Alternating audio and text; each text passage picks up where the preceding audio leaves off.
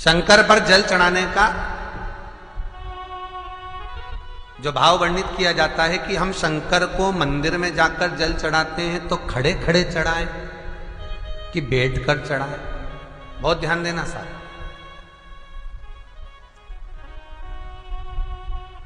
शंकर में मंदिर में जाकर हम भगवान शंकर को जल चढ़ाएं तो खड़े होकर चढ़ाएं कि बैठ कर चढ़ाएं। अब दो तरह का शिवलिंग है मंदिरों में, दो तरह का शिवलिंग का निर्माण होता है, ठीक है।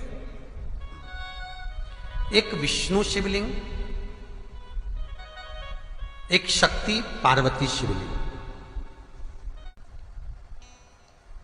दो तरह का शिवलिंग मंदिरों में होता है, दो तरह का शिवलिंग मंदिरों में होता है। समझ लेना बहुत अच्छी तरह से। एक शिवलिंग वो होता है जो जमीन पर डायरेक्ट जलाधारी रहती है, शिवलिंग रहता है, ऐसी जलाधारी पूरी की पूरी, और शिवलिंग जमीन पर रखा रहता है, भूमि पर रखा रहता है, डायरेक्ट जमीन पर। आप जल ले जाकर चढ़ाए, निकल गया रास्ते से। एक शिवलिंग जो जमीन पर डायरेक्ट शंकर भगवान की जलाधारी और शिवलिंग रखा रहता है, वो शक्ति शिवलिंग कहलाता है।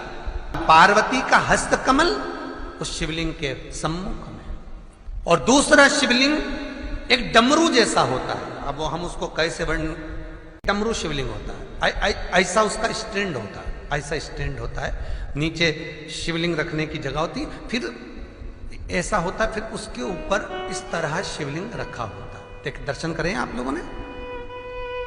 अब फिर इसके ऊपर शंकर भगवान का शिवलिंग रखा होता है, ठीक है। इस तरह का जो शिवलिंग होता है, एक डायरेक्ट नीचे रखा हुआ शिवलिंग, और एक भगवान जो नीचे डमरू जैसी आकृति होती है, इस पे जो डमरू जैसा जो भाग बना होता है, ये भगवान विष्णु का हस्तकमल है, और ऊपर का जो भाग है वो भगवान ब्रह्मा का हस्तकमल है। इसको विष्णु शिवलिंग कहते हैं।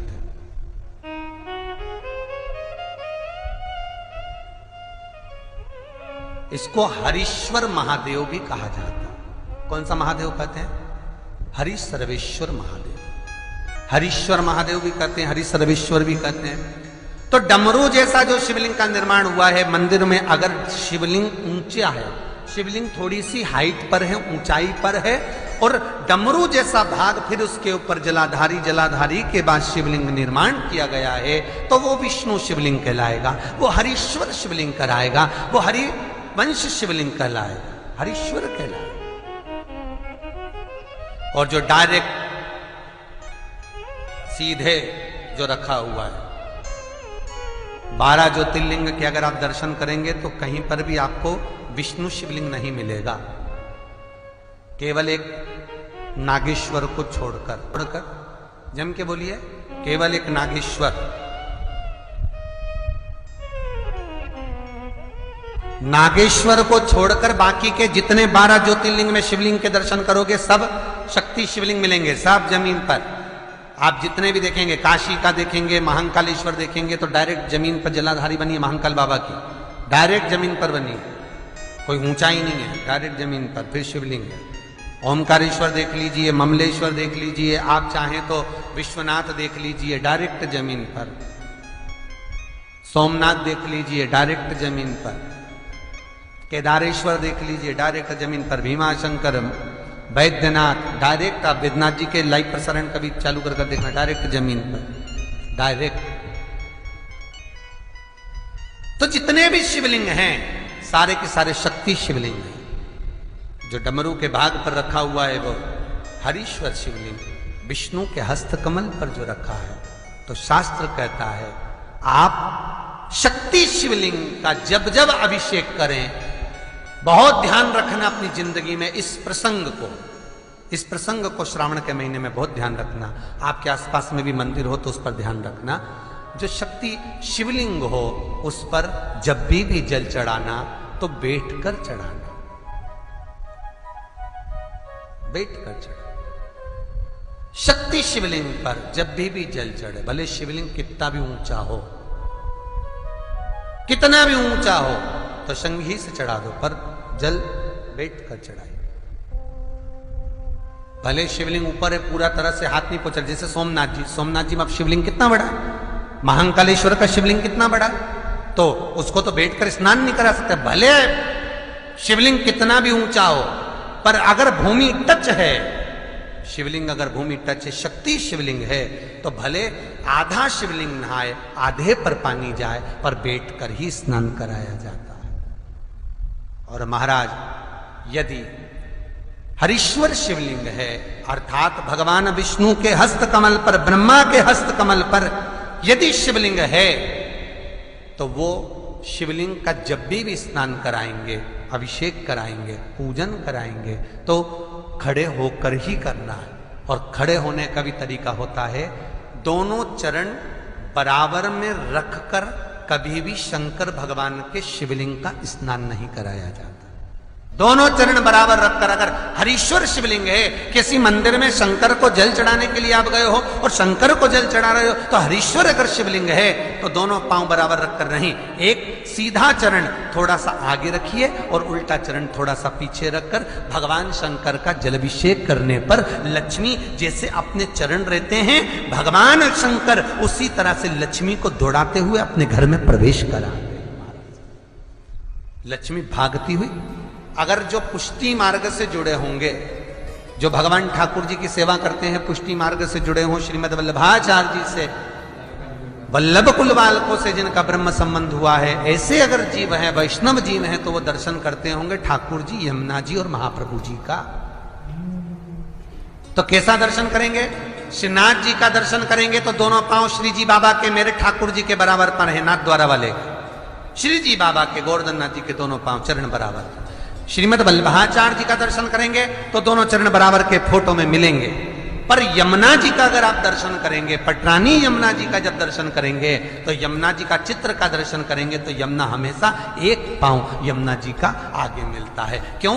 जो वैष्णव ठाकुर का दर्शन करे, श्रीमद वल्लभाचार्य जी के अनुसार भगवत चर्चा करे, उसके यहां यमुना भक्ति निरंतर प्रवेश करती जाए, इसलिए भागता हुआ चरण, दौड़ता।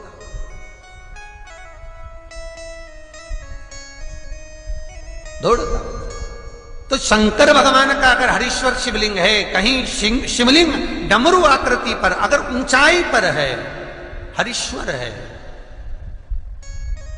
तो फिर जल खड़े होकर चढ़ाए, चरण आगे पीछे। बहुत ध्यान देना महाराज। हरीश्वर शिवलिंग का वर्णन किया महाराज, बहुत सुंदर बात कही है, बहुत ध्यान से सुनिएगा। शक्ति शिवलिंग के ऊपर जो जलाधारी लगती है, शक्ति शिवलिंग के ऊपर जो जलाधारी लगती है, वो 5 मिनट, 10 मिनट, आधा घंटा रखकर 24 घंटे के लिए हटा सकते हो। शक्ति शिवलिंग के ऊपर जो जलाधारी लगती है, वो 15-20 मिनट रखकर, आधा घंटा रखकर आप हटा सकते हो। पर हरीश्वर शिवलिंग के ऊपर भगवान विष्णु के हस्त कमल पर जो शिवलिंग का निर्माण आपको भी वर्णन किया, अगर वो शिवलिंग है तो उस पर जलाधारी अगर लगी है, तो कम से कम 5 घंटा, 8 घंटा तो जलाधारी को रखना पड़ेगा ही। बहुत ध्यान दीजिए महाराज। शंकर जी की प्राण प्रतिष्ठा करते समय, शंकर जी की स्थापना करते समय, शंकर जी को प्राण प्रतिष्ठित करते समय एक एक चीज का ध्यान करना पड़ता है कि हमें कैसा शिवलिंग रखना है, कौन सा शिवलिंग रखना है, कैसे स्थापना करना है, किस भाव का होना चाहिए। शंकर के मंदिर में शंकर जी विराजे हैं, तो गणेश जी, कार्तिकेय और पार्वती की मुद्रा कैसी होना चाहिए, गणेश जी कौन सी सूंड का होना चाहिए।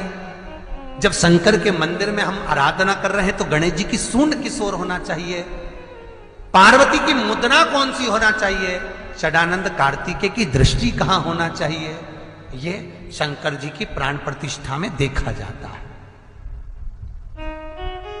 केवल मूर्ति वाले ने बाजार में मूर्ति बनाकर बेच दी और तुम गए हमें शंकर जी का परिवार दे दो, हमारे मंदिर है छोटा सा, मैं वहां प्रतिष्ठा करना है। तुम बाजार में गए और शंकर जी का परिवार लेकर आ गए, शंकर जी लिया, कार्तिक लिया, पार्वती जी लिया, गणेश जी लिया और स्थापना करवा दी पंडित जी से। और बाद में बोली हमको थोड़ी कष्ट हो रहा है, हमको थोड़ी तकलीफ हो रही है, कहीं ये हम जब से लाए इससे तो नहीं हो रही, कहीं इससे तो नहीं, गलती तुम्हारी है। तुम तो बस गई और लेकर आ गई। यहां तक शिव महापुराण की कथा कहती है कि तुम्हारे घर की मूर्ति जितनी पुरानी होती है उतना सुख देती है। आपको पहले भी कथा में कहा, दिया और मूर्त पुरानी होगी चलेगी।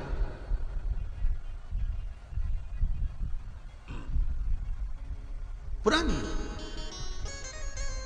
चढ़े हुए जल को जब आप थोड़ा सा लेकर आते हो, आपको बताया था ना कि खाली लोटा नहीं लाना चाहिए, खाली कलश शंकर जी के मंदिर से वापिस नहीं लाना। शंकर भगवान को जल चढ़ाया, चढ़ाने के बाद थोड़ा सा जल हाथ में या कटोरी में या कलश में झेल लिया, भले 2 बूंद लाओ पर अपने घर पर लेकर आओ। उस 2 बूंद जल का भी स्पर्श कलश के अंदर हाथ की 3 उंगलियां लगाकर अगर त्रिशूल पर टच कर कर मात्र आपने उस कलश के अंदर लगा दिया और वो जल भी आपने अपने घर पर छोड़ दिया, छीट दिया या उसका आचमन मात्र हो गया, तो व्यक्ति का यश बढ़ना अपने आप प्रारंभ हो जाता है, उसकी यश की प्राप्ति उसको होने लगती है। शिवलिंग पर जल चढ़ाने का नियम जाने और